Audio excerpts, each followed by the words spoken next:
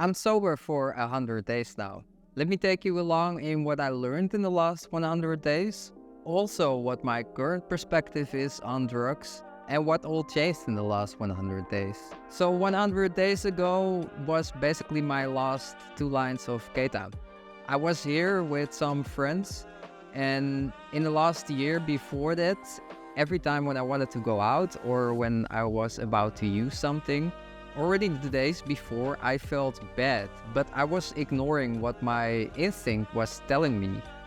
I felt bad because I don't want to be high anymore. The issue is with me being high is that I have to first off recover, and it brings my shadow up. It sort of ignores the inner child of myself, and I just didn't want to have that anymore. So I was open with my friends. I told them, and gladly they were really supportive. And even a week ago, I told myself, well, maybe this summer I will do some psychedelics. But a week before we planned to go into the forest, I already felt my instinct telling me, like, no, don't do it. It's just not worth it for me anymore. I had a good conversation with a friend of mine because he saw me in the last couple of years, and she also saw me in my, Bergheim period. And at one point she asked me like, hey, but didn't you learn the frequencies? And I was like, oh, what do you mean? And then she explained me like, yes, drugs can teach you certain things. And if I look back on it, like, yes, like for example, ecstasy and MDMA, they help me with the frequencies of happiness and love, and also LSD, for example, with gaining perspective of my traumas. Mind me, I tell you this in all honesty, but I don't think you need drugs to learn those frequencies, just to be clear. But what she then asked me is like, after you learned those frequencies, did the drugs still hit the same? And they didn't. Like, it's very easy to sort of, especially when you start out with drugs, that you are so overwhelmed and it's so fun, and then you try to reach for that same mode again. Especially once you get more experience with drugs, you learn those frequencies, your brain is used to it, and you don't get to that same feeling anymore.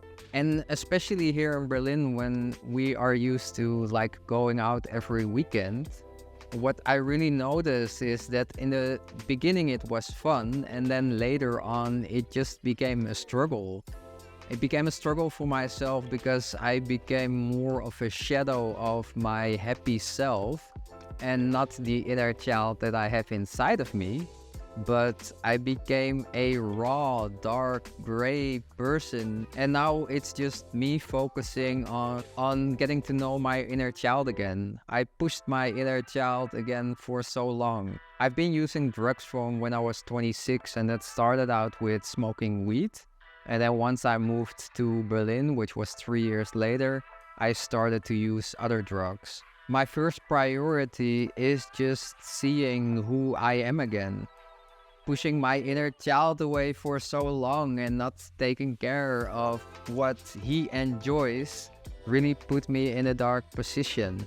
And I also didn't really have trouble with really stepping away from it. My goal was really clear once I made the decision to not take anything anymore. If your mindset is right, it makes it a lot easier to step away. Keep in mind what your goals are and why you are doing certain things. Me being aware of the fact that my shadow or certain parts of myself came up that my inner child isn't happy with, and I literally stood in front of my mirror telling myself that my inner child needs to take over and not the drugged person that I used to be. And having that all in mind made it just a lot easier. And yes, there are certain things that you can do for yourself also to make it easier.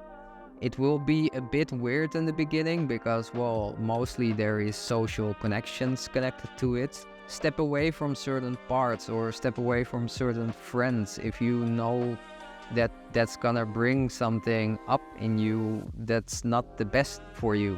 Also, it helped me a great deal to just focus on a structure that makes me healthy.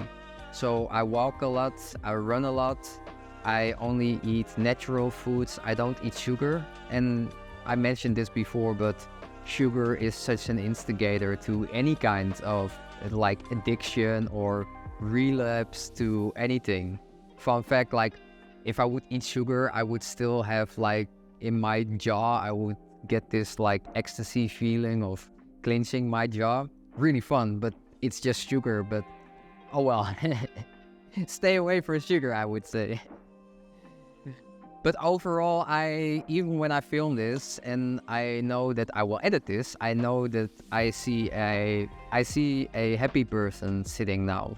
I will listen more to my instinct because I know that my instinct is more connected to my inner child than that is to my inner shadow. Before I know what my inner child really wants, I will not touch anything, and it might even be that I will never touch anything anymore. As long as I stick to what I believe that is fine for me, that keeps me the healthiest, I'm just all down for that. My perspective on drugs, like if I look back on the video that I made a few years ago, it was kind of rebellious to just say like, well, if alcohol is accepted, then why aren't certain drugs accepted? And I still see it from a certain perspective in that way. But from being rebellious and just ignoring everything, I got more into the perspective like, hey, all the answers that you want to know about yourself, you can find them inside, even if that's through meditation, through breath work, or through other means, like shadow work, for example. But in terms of drugs, I also saw enough in the club scene in terms of addiction or people just hurting themselves and people just telling that they had an addiction and still going to clubs, or that they dealt with anxiety and depression, which I also sort of did, so I'll be honest with that. But to then just fill up your mind with drugs or alcohol or even caffeine or smoking cigarettes or being on weed, all of that doesn't help, and it doesn't bring you the answers in where you should go as a person. So overall, I just listen really well to myself and what my instinct is saying and what my inner child wants and what I want for myself. And I'm not there yet, I'm not gonna lie. Like, I see the steps that I've taken since like April, May, which I'm really proud of. And I know I still have a way to go. So yeah, hopefully this has given a little bit of insight in my story about being 100 days sober now.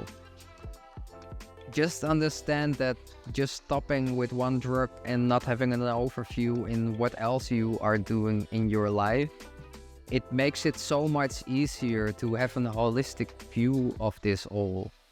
If you want to be sober, then make sure that you don't only step off drugs, but also look at all other parts of your life that can make you healthier, both physically but also definitely mentally. There is great promise in getting there, and make sure that you sometimes open a door, love yourself, cry, be sad, but just also be proud of yourself, as I am now in where I'm standing after 100 days. So yeah, I hope you liked the video. Please leave a like and subscribe, that would help me out a great deal. And then there is nothing else to say than big hug, much love, and then I see you in the next one. Ciao, ciao.